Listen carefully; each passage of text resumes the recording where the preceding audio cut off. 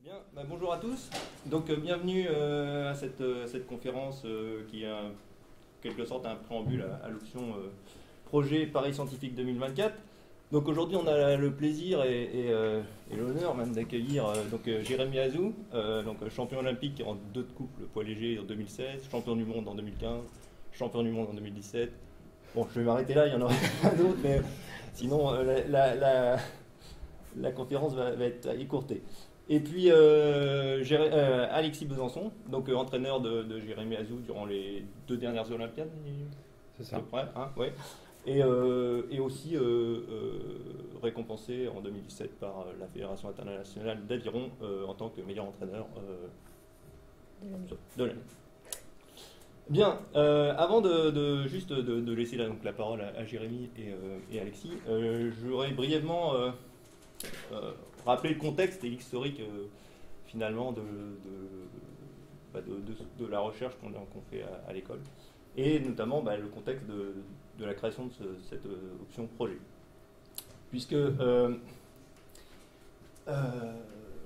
montage de cette option ne m'est pas arrivé un matin en me promenant sur le bord de l'Erdre ou en allant à la pêche aux crevettes. En fait, ça date d'assez longtemps, notamment pour 2 raisons. D'une part, mon lien avec l'aviron est assez ancien, et puis la recherche à l'école centrale aussi, sur les sports nautiques notamment, est aussi ancienne. Comme vous pouvez le voir, en fait, ça a été initié notamment par Jean-Michel Cobus dans les années 60. Alors, au début, plus sur des aspects voile, et principalement sur des approches expérimentales d'essais de carène sur un bassin des carènes, et puis après le développement de codes potentiels, etc. Et c'est en 1994 que débutent les travaux en aviron et la mise en place progressive d'une collaboration avec la Fédération française d'aviron.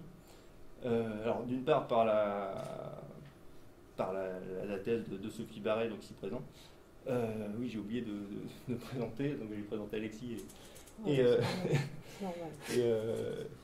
Jérémy. Donc Sophie Barret ici, qui est ingénieure de recherche au CREPS à l'heure actuelle, et donc qui fait un peu l'interface depuis une 20aine d'années avec la Fédération française d'aviron, et donc moi-même Alban Leroyer, maître de conférence au Léa, et à l'initiative de ce projet d'option.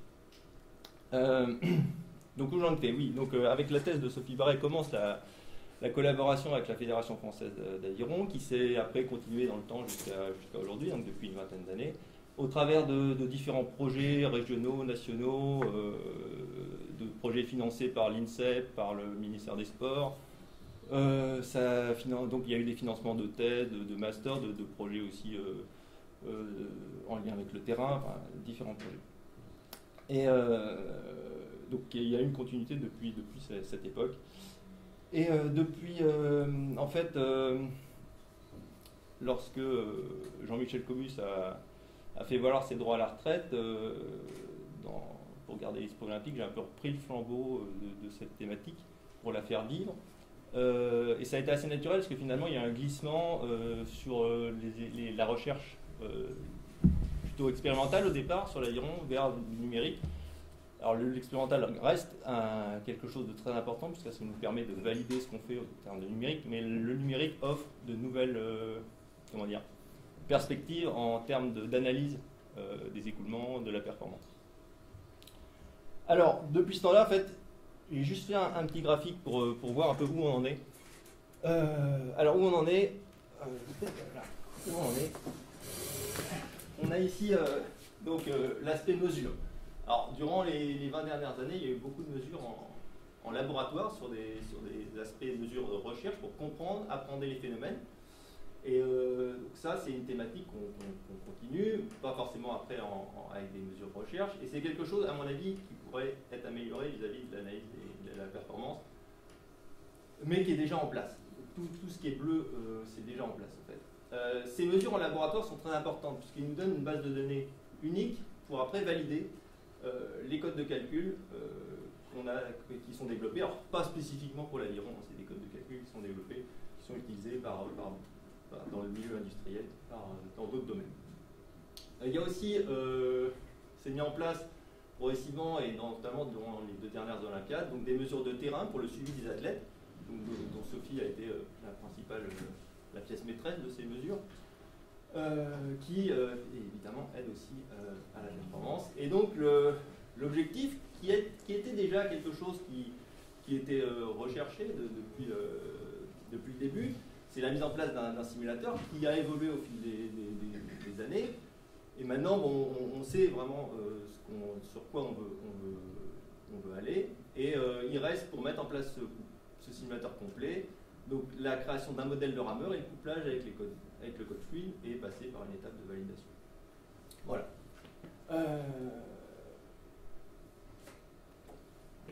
Donc voilà un peu l'objectif. Et donc le pari de cette option qu'on veut développer, c'est ça, c'est développer un simulateur global qui va permettre l'analyse de l'aide à la performance sur l'influence de réglages, de style de ramerie, de matériel aussi à plus moyen terme, avec aussi l'objectif d'un rendu plus réaliste, comme vous pouvez le voir sur cette photo, qui permettra une communication plus facile avec les encadrants et le staff technique. Bien sûr, ça passera aussi par une étape de validation pour estimer la précision qu'on a sur nos modèles. Donc, vis-à-vis des structures, cette option, c'est vraiment vu comme un catalyseur pour avancer rapidement et proposer un outil opérationnel. Pour les étudiants, ça va être d'acquérir des compétences dans des domaines qui sont en phase avec les domaines du milieu industriel dans les thématiques calcul scientifique et simulation numérique, via un projet d'envergure. Voilà. Donc comme vous le savez, donc Paris 2024, ça se passera ici. Et maintenant, vous savez qu'il y a d'autres paris, les paris scientifiques, et notamment celui sur l'aviron, et qui il se passera ici. Voilà. Donc j'en ai fini pour ma présentation, et je vais maintenant pouvoir laisser la parole à Alexis et Jérémy pour discuter de plus globalement la place de la science dans une préparation olympique, comme vous avez vécu durant ces 2 dernières années. Okay. Tu veux que je commence ? Comme tu veux. Juste déjà replacer effectivement ce que vient de dire Alban à l'échelle de la préparation olympique. Donc nous, notre principale interface avec l'école centrale, c'était Sophie Barré, effectivement, avec des mesures qui intervenaient surtout après nos étapes de sélection tous les ans. Donc grosso modo, les sélections arrivent en avril. Voilà, pour qualifier les rameurs dans des équipages qui vont préparer les championnats du monde.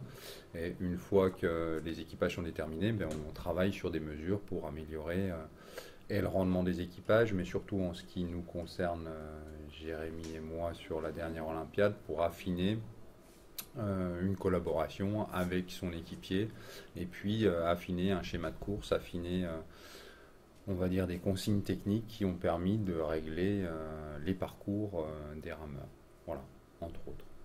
Donc ça, c'était juste pour vous replacer le cadre brut des mesures dans le cadre de la préparation olympique.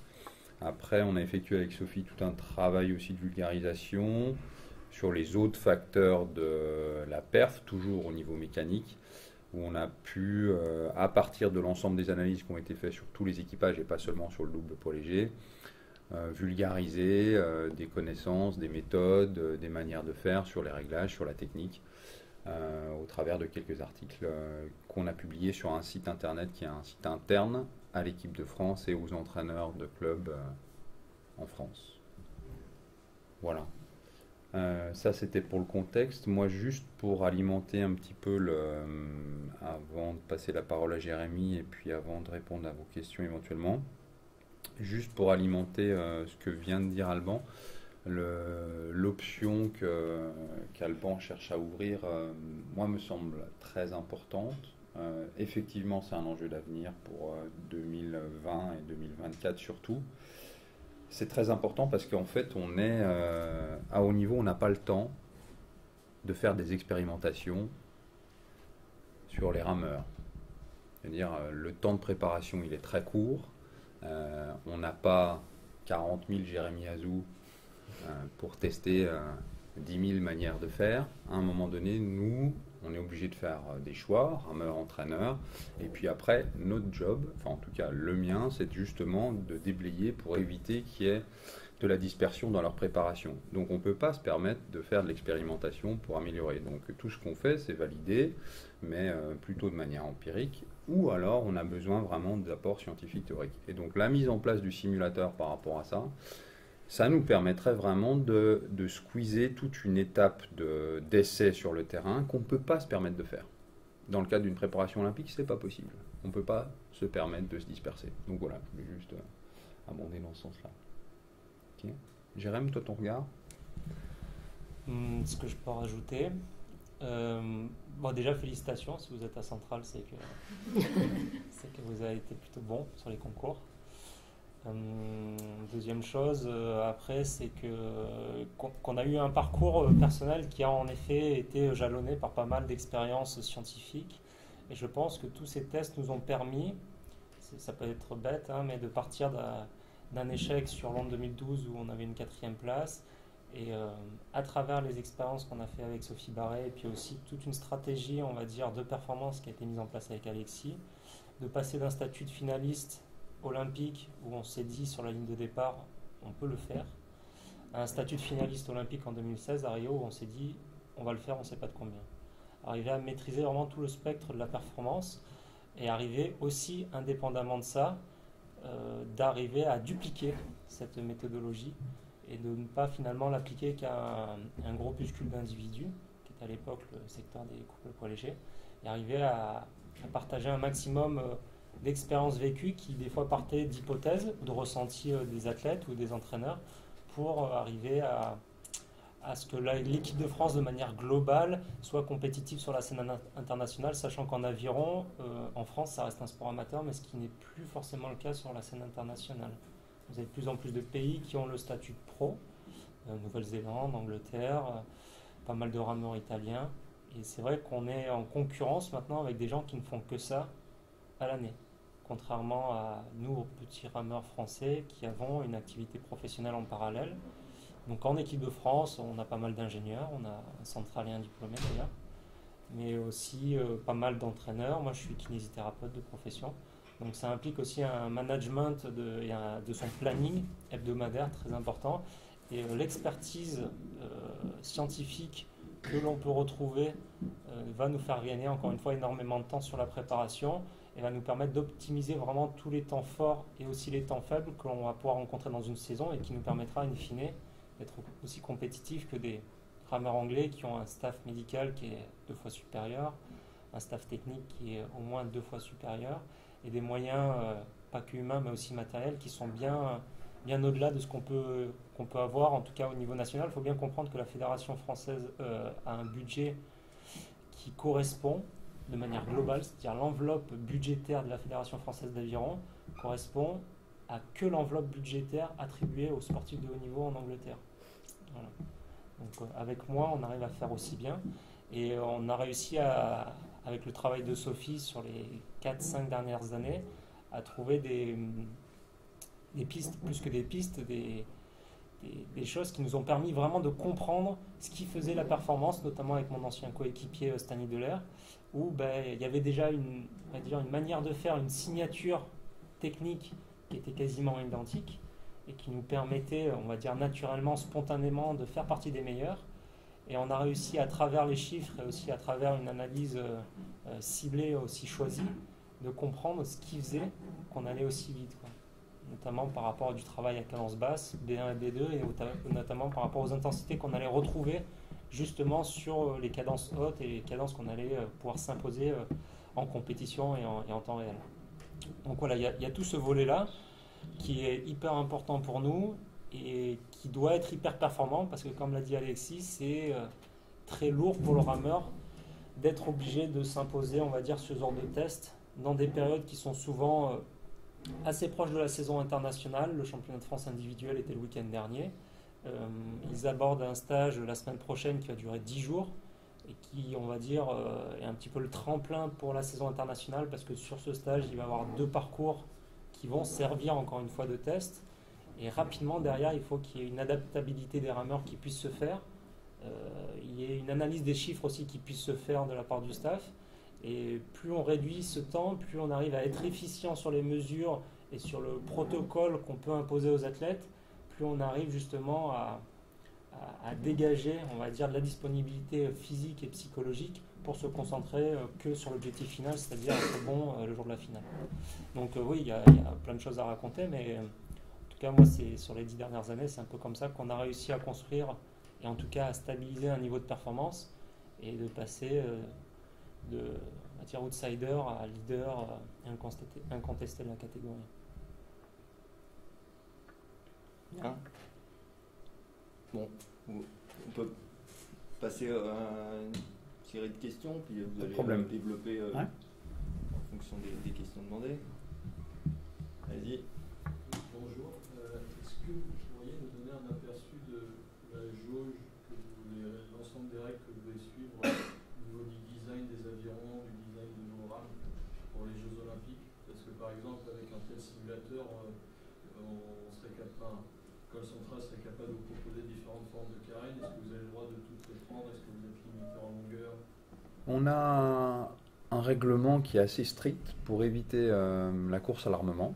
Donc on a un certain nombre de règles qui ne bougent pas. Par exemple pour les bateaux, seul le poids est imposé. Donc on peut utiliser n'importe quelle forme de bateau, ça c'est pas un problème, mais le poids est imposé. Pour un skiff, c'est 14 kg. Voilà, et donc en fonction de l'embarcation, le poids est réglementé. Donc sinon, il n'y a pas d'autre réglementation à ce propos-là. Voilà. C'est la seule. Et sur les avirons, on a une épaisseur minimum pour des raisons de sécurité. C'est 3 mm en couple et 5 mm en pointe. Donc en pointe, on a un seul aviron. En couple, on a 2 avirons. Voilà les seules contraintes qu'on ait sur le matériel. Après, il y a eu des évolutions qui sont apparues sur la dernière Olympiade par rapport à un aviron qui va être standard. Il y a eu des formats qui ont été faits avec des tubes beaucoup plus fins, beaucoup plus aérodynamiques. Après, c'est toujours un équilibre à trouver entre les moyens physiques de l'individu et les contraintes mécaniques qu'on est obligé de respecter pour garder une certaine forme et aussi une certaine rigidité. C'est vrai qu'après, on a du matériel qui est plus aérodynamique, mais qui est beaucoup plus rigide et qui donc va impacter plus facilement le physique et qui peut déclencher aussi plus de technopathie, quoi. C'est-à-dire on peut rapidement justement mettre. C'est comme en cyclisme, c'est-à-dire qu'au bout d'un moment, si c'est plus le vélo qui se tord, c'est le bonhomme, quoi.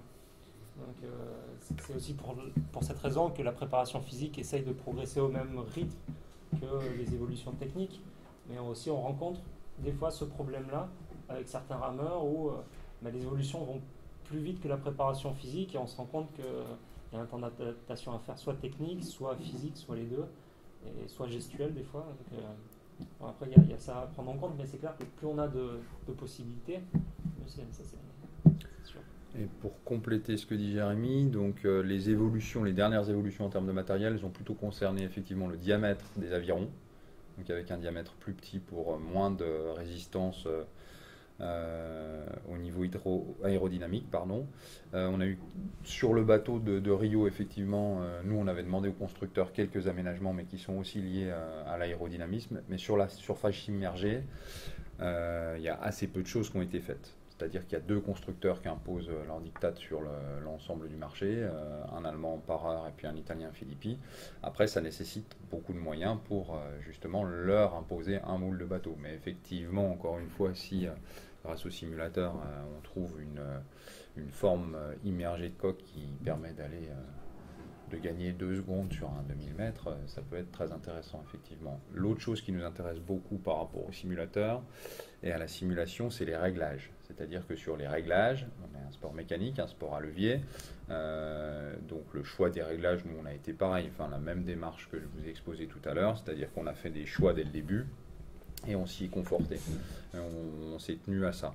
Donc pour autant, ça ne veut pas dire qu'il y a des choses à gagner là-dessus, c'est-à-dire qu'on a fait des choix très arrêtés pour que justement les rameurs puissent installer un geste technique, qu'il soit en bateau individuel ou en bateau collectif, avec une même installation intérieure, avec quelque chose d'assez cohérent d'évolution, avec un bateau, un skiff avec un certain type de réglage, un double qui va plus vite avec un certain type de réglage, et un 4 de coupe pareil avec un certain type de réglage, en faisant évoluer surtout le levier extérieur. et en gardant l'installation intérieure. Cela dit, voilà, c'est des choses sur lesquelles on ne peut pas se permettre, comme je vous le disais tout à l'heure, de changer tout le temps. C'est pas possible parce que les rameurs construisent aussi leurs gestes et leurs performances sur ces réglages-là. Donc c'est pour ça que faire des avancées théoriques et puis avoir des hypothèses qui sont formulées très clairement permettent d'aller vers les rameurs en disant voilà ce qu'on peut tester avec quelque chose vraiment d'étayer déjà plutôt que d'aller un petit peu au feeling ou sur du théorique pur, quoi. Question? En termes de ce que vous avez déjà fait, en fait, c'est où que vous avez gagné le plus en performance? Enfin, quelle est la hiérarchie on va dire, des sujets sur lesquels vous avez gagné le plus? Je sais pas, préparation mentale, ou technique du bateau, ou réglage, ou je sais pas, ou l'approche scientifique, c'est arrivé plus utile, enfin, sur ce qui a été déjà fait. Mais ce qui reste à faire, on ne sait pas trop. Mais vous savez. Si. Enfin, en tout cas, pour ce qui concerne la trajectoire de Jérémy, que j'ai la chance de suivre depuis qu'il est senior, la progression physique a été, on va dire, un facteur très important dans la réussite finale. Et donc, avec une méthode d'entraînement très particulière qui a été suivie du début à la fin, des évaluations physiologiques, VO2, suivi lactate, etc. Très très régulier. Donc on savait pertinemment, on a pu à chaque fois identifier clairement sa progression, quoi. Donc ça, c'est le facteur pour moi qui est le plus marquant. Après, sur le facteur technique et cohésion d'équipage, toute la performance de Rio s'est construite autour de Jérémy avec 2 partenaires différents, il faut le savoir quand même. Et l'idée a été, grâce aux mesures aussi, d'installer, comme il l'a dit tout à l'heure, et de conforter un travail technique déjà bien identifié par eux au niveau des sensations et puis par moi au niveau visuel. Voilà. Donc pour moi, c'est les 2 aspects majeurs qui ont permis, c'est là où il y a eu la plus grande progression sur les 2 Olympiades, quoi. Voilà. Et c'est quoi qui reste optimal? Ça, j'imagine, là vous êtes à l'optimal, ou peut-être vous avez encore des marges, mais peut-être vous avez optimisé. Est-ce qu'il y a d'autres choses où, comme tu as dit, parce que ça n'a pas été réglé, on a pris ce qu'il y avait? Oui, tout à fait. Ce qu'on évoquait sur la coque, l'immersion de la coque, le travail de la coque, l'interface RO, actuellement sur le règlement, on n'a pas le droit c'est très réglementé. Mais j'aime à croire que ça risque d'évoluer et que là-dessus, il faut aussi qu'on puisse travailler, ou en tout cas qu'au niveau de la recherche fondamentale, il y a eu de l'avancée et qu'on puisse l'utiliser. Et ça, je pense que ça, c'est quelque chose de très important. Donc, les réglages, la forme de coque immergée, et puis les produits. C'est-à-dire que tout le travail qui est fait en ski de fond, par exemple, on n'a pas le droit de farter. On n'a pas le droit d'appliquer un produit qui soit hydrophobe sur la coque. Voilà, on n'a pas le droit de changer l'interface RO. Mais encore une fois, c'est quelque chose qui peut évoluer.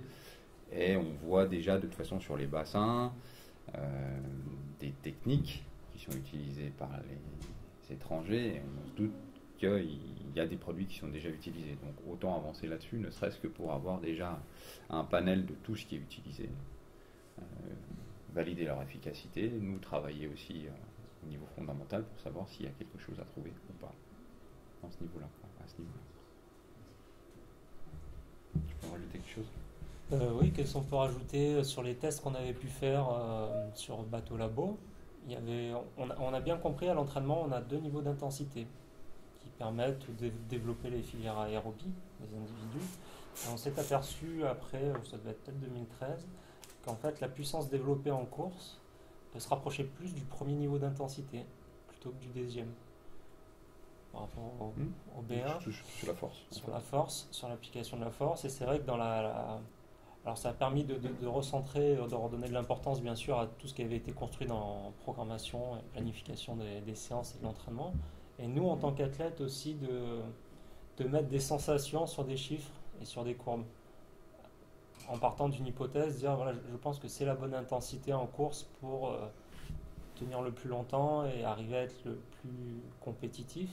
Là, on avait vraiment noir sur blanc la preuve scientifique que finalement l'hypothèse était confirmée et qu'il fallait vraiment tendre vers ce type de sensation-là, se conforter dans ce type de feedback pour qu'on puisse arriver encore une fois dans le temps à lisser ça et à ce que ça devienne vraiment une marque de fabrique française. Après, là où on a aussi, où la science nous a bien aidé, c'est tout ce qui est en musculation, sur l'ortho-jump, sur des trucs comme ça, sur Jimmy Howard, sur la qualité de la réalisation de tous les mouvements en musculation, sur l'impact physio et physique que pouvait avoir chaque mouvement et aussi chaque séance à intervalles réguliers. Et ça, je pense que ça a été un facteur de progression hyper important. Et ça nous a permis, encore une fois, je pense, de stabiliser au sein du groupe et après d'éclabousser peut-être un peu le reste de l'équipe de France de cette manière de faire qui avait été peut-être un peu oubliée ou finalement été mis de côté parce que malheureusement c'est très répétitif, quoi, c'est cyclique et il n'y a rien de ludique, c'est pas fun, quoi. Et on est un peu dans une société où on reste dans le sport, mais au-delà du sport, où on essaye de tout rendre les choses faciles et accessibles facilement, quoi. C'est-à-dire qu'il faut que tout soit fun et facile et accessible. Et c'est pas ça le haut niveau, c'est pas tout le temps ça, quoi. Et donc ces tests nous ont permis de remettre un peu l'église du village et d'arriver à comprendre que voilà, des fois il y avait des choses à faire et souvent des choses simples, mais par contre il fallait bien les respecter avec certaines consignes. Et pour ça, c'est vrai que le fait de mettre des courbes et des chiffres, encore une fois, il ne faut pas se perdre avec tout ça, mais ça nous a bien aidé, en tout cas dans le bon sens. Je pense qu'on a su les exploiter intelligemment et retirer vraiment la quintessence de tout ce qui pourrait nous faire la perf au niveau international. Pour poursuivre sur ce qu'a dit Jérémy, donc là on est dans les outils. On est dans les outils d'évaluation du comportement du rameur à l'entraînement et en compétition. Et là-dessus, c'est vrai qu'on a, il y a une multitude de capteurs qui voient le jour, une multitude de startups en ce moment qui permettent d'avoir des centrales inertielles, d'avoir des retours. Mais ce qui nous manque, encore une fois, et ce que vient d'évoquer Jérémy, c'est qu'à un moment donné, on a des séquences dans l'année où Sophie nous permet d'avoir un retour très précis avec un système de capteurs particulier. D'accord ? Et entre ces sessions-là, on n'a pas d'outil qui est capable de synthétiser ou d'accueillir la fréquence cardiaque, la puissance par coup, des données cinématiques du bateau. Et donc ça, c'est des choses qui aussi, par je pense, le travail sur le simulateur, permettront à un moment donné d'optimiser, même si on est en train de faire un travail en ce moment là-dessus avec une entreprise, ça ne pourra qu'alimenter ça. Et c'est un travail au long cours. Et là, on est vraiment dans l'interface science et recherche fondamentale. Est-ce que les rameurs, ce que les entraîneurs dans leurs canaux utilisent comme chiffre. Encore une fois, pas pour être submergés, parce qu'à un moment donné, il faut faire le tri et il faut aussi faire une hypothèse et la valider sur le terrain, comme au niveau méthodologique en sciences. Et on est dans cette démarche-là. Voilà.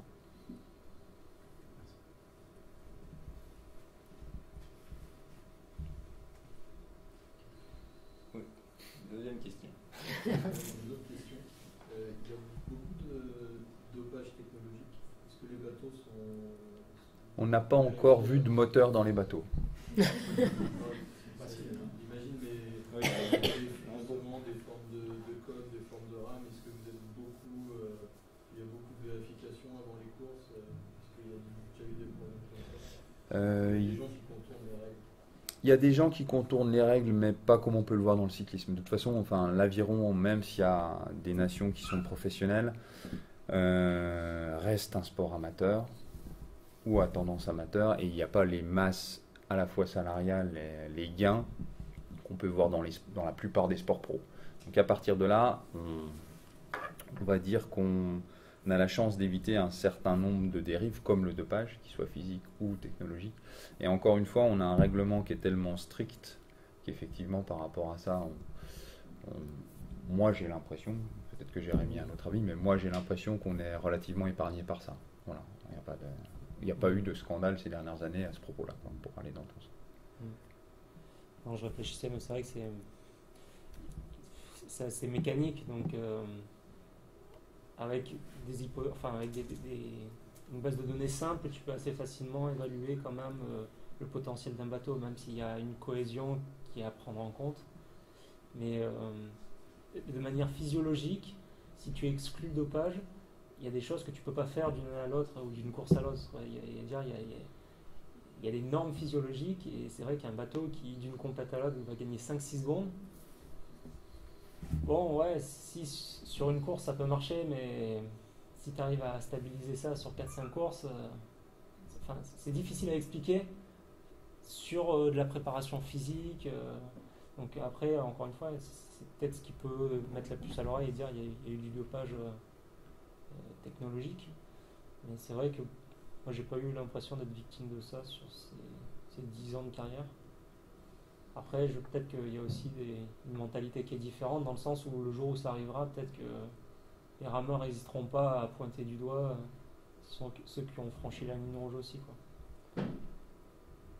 Mais bon, en tout cas, moi, en tant qu'ancien rameur, j'ai pas eu l'impression que c'était le cas sur les 10 dernières années.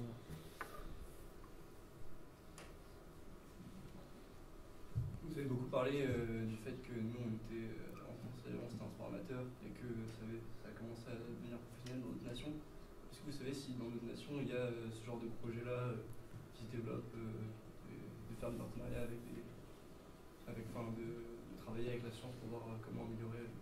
Oui, enfin clairement aux États-Unis en Grande-Bretagne surtout, et puis en Nouvelle-Zélande, les fédérations se sont emparées de tous les facteurs de la perf pour les améliorer.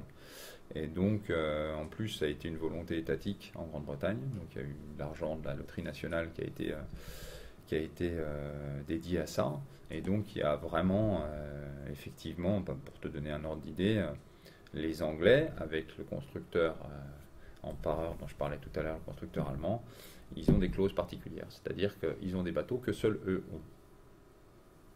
Voilà, sur des petits aménagements pour l'instant, pas des choses révolutionnaires avec un moteur dans la dame de nage, ou voilà, des choses qui restituent de l'énergie d'une meilleure manière sur la dame de nage.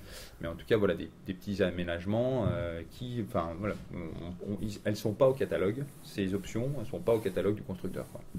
Et donc, ces options-là, elles sont venues d'un travail particulier, soit avec l'industrie, soit avec des écoles, notamment sur la barre de force des portants en carbone ou la forme des portants en carbone. Le portant, c'est la partie du bateau qui supporte la dame de nage et donc l'aviron. C'est une partie carbone qui a été profilée. Vous voyez bien que c'était nouveau, ce profilage-là. Donc oui, ça existe, ouais, bien sûr. Oui, donc enfin, vous ne serez pas les seuls à travailler là-dessus si vous travaillez là-dessus.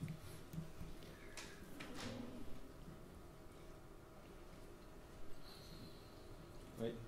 Étant donné que vous avez le statut d'amateur en France, c'est Ouais. pas trop dur de lier un travail normal et un entraînement intensif.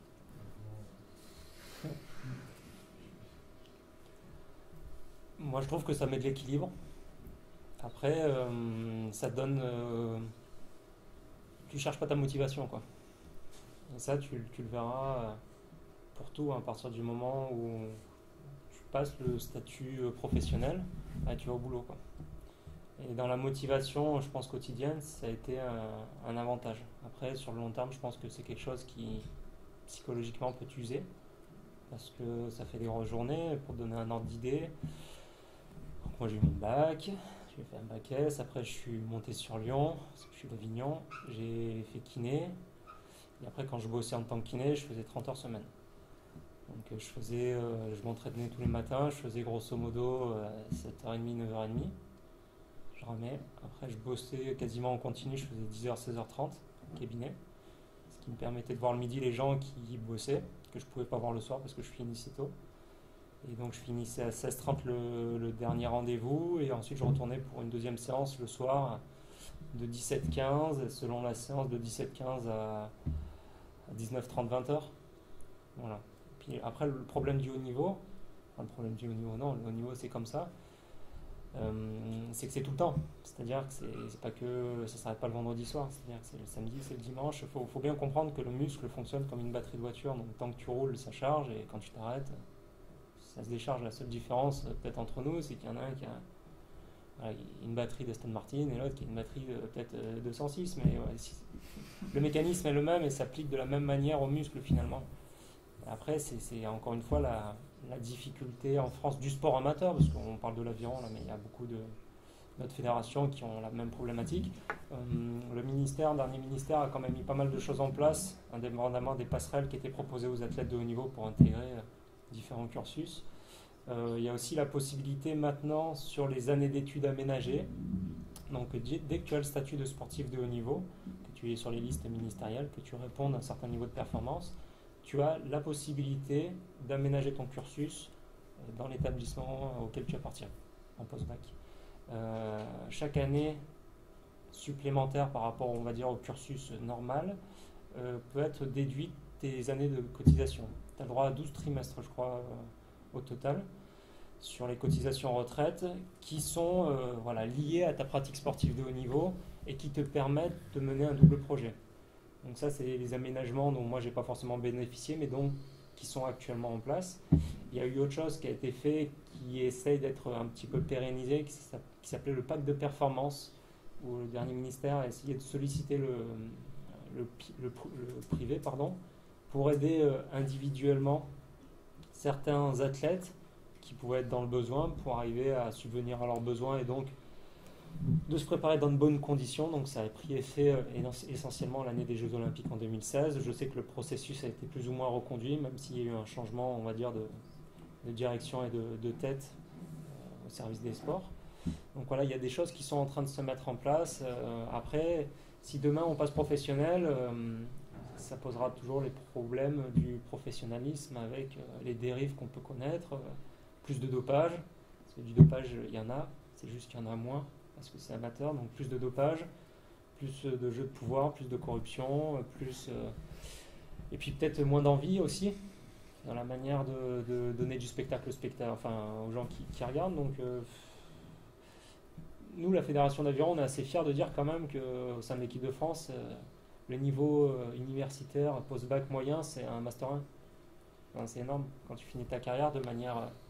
si tu moyennes le bagage universitaire de tout le monde, tu as un niveau Master 1. Donc c'est-à-dire que tu peux parler d'autre chose que d'aviron. Ça, c'est quand même cool. Et puis tu as une reconversion qui est directement assurée. Ce qui, moi, m'a permis aussi de prendre ma retraite. On va dire pas quand je le voulais, mais en tout cas avec déjà d'autres projets derrière et sans me poser la question du lendemain. Donc non, c'est difficile. Après, encore une fois, je pense qu'en aviron, on a des gens qui nous accompagnent, ou en tout cas qui font tout le maximum pour qu'on soit le mieux accompagné possible. Et après, sinon c'est dur, mais ça, on va dire que c'est normal. Juste une petite anecdote pour compléter ce que dit Jérémy. La semaine précédant les championnats du monde en 2015, donc ils sont champions du monde, on est parti du stage terminal qu'on faisait à Belsin pour aller sur Lyon pour qu'ils puissent passer ces examens terminaux d'ostéopathie. À un moment donné, quand il parle d'accompagnement, effectivement c'est un petit peu notre manière de faire à tous, rameurs et entraîneurs. C'est quelque chose qui fait partie de l'ADN de l'aviron en France, et moi personnellement en tant qu'entraîneur, j'aurais beaucoup de mal à m'investir dans un autre système que celui-là, pour toutes les raisons que Jérémy vient évoquer, notamment la fin de carrière. Enfin, c'est dur d'arrêter le sport de haut niveau, je pense qu'il vous en parlera mieux que moi, mais le fait de savoir que les rameurs qui vont quitter le giron fédéral voguent avec tout de suite un métier, tout de suite aussi une famille, parce qu'avec les études et avec la poursuite, il y a aussi une famille professionnelle, il y a aussi quelque chose qui se met en place, et donc ça c'est vraiment inestimable, à la fois après, mais à la fois aussi pendant, parce que quand c'est dur d'aller à l'entraînement, ça se passe parfois bien dans les études, et puis c'est aussi une ressource, et puis il y a de la réussite. Enfin, je veux dire, à un moment donné, Jérémy arrive sur les championnats du monde en 2015, il y avait une grosse échéance, parce qu'il y avait un historique lourd derrière, donc il fallait être champion du monde à tout prix. Voilà, il avait ses examens d'ostéo en poche, quoi. Donc, vous arrivez sur la semaine des championnats du monde, vous avez déjà une autre corde à votre arc. Donc ça, c'est quelque chose qui me semble très très important. C'est lourd à porter, mais c'est très important. Bon, ça vaut le coup. Hein. Le sport de haut niveau, c'est un peu comme les années de prépa, quoi. C'est un peu la même chose, avec le sport en plus, mais la preuve, c'est quand ça paye après. J'imagine que vous êtes content d'être à Centrale, même si vous ne savez peut-être pas encore ce que vous ferez à la fin du diplôme, mais ça vaut le coup de se donner les moyens d'y arriver, même si on fait moins de soirées étudiants.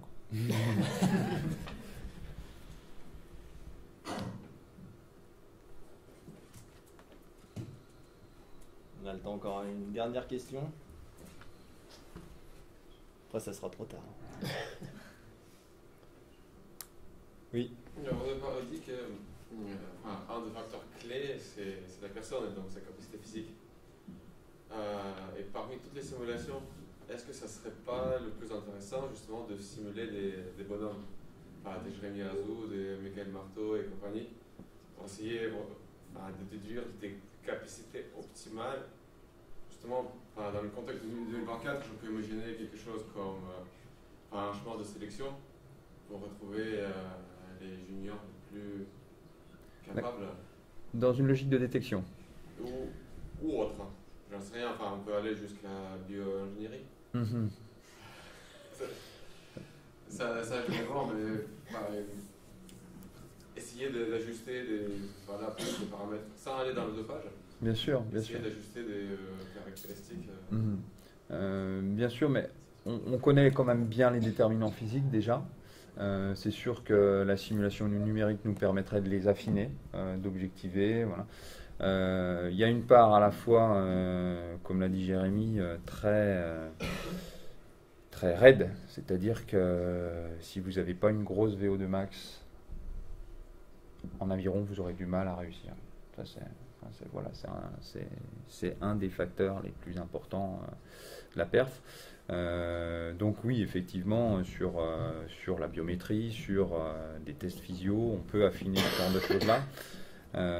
C'est certain. Et maintenant, moi, le pendant de ça aussi, c'est qu'il y a des gens qui sont hyper déterminés. On a encore eu un exemple ce week-end.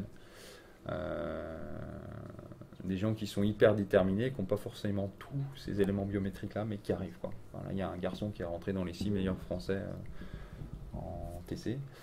Et un garçon qui prend 20 secondes sur 2000 mètres sur la machine à ramer, quoi, par tous les autres, quoi. Et il rentre dans les 6, quoi. Donc voilà, il y a à la fois ça, il faut bosser là-dessus, et je suis d'accord, et c'est très important d'objectiver. Et puis c'est très important aussi de laisser la part au reste. Et donc de ne pas fermer la porte, en tout cas, aux gens qui pourraient émerger. En France, on n'a pas un réservoir qui est suffisant pour appliquer ce genre de protocole, je pense. D'accord. Mais par contre, ça nous permettrait d'aller chercher des talents dans d'autres sports. Par exemple, Jérémy est issu de la natation. De plus en plus, de toute façon, et dans l'optique de 2024, les fédérations réfléchissent à mutualiser. C'est-à-dire que quelqu'un qui peut être aux portes de l'équipe de France de natation a peut-être le profil physique et mental pour réussir en aviron. Voilà. Donc c'est justement d'avoir ces critères-là et de travailler entre fédérations pour justement ne pas laisser des gens sur le banc des Jeux Olympiques. Ça peut être quelque chose qui peut être développé. Si le pas assez rapide en natation, peut-être qu'il est très bon rameur. Tout à fait. Bien. Il va être temps de vous retourner en cours. Donc on va remercier chaleureusement Alexis et Jérémy pour leur intervention.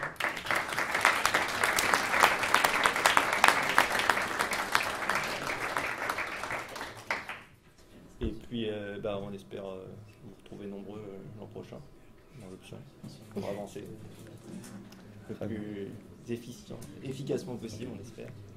Voilà. Bon merci beaucoup. Et puis merci à vous. Bon courage. Bon après.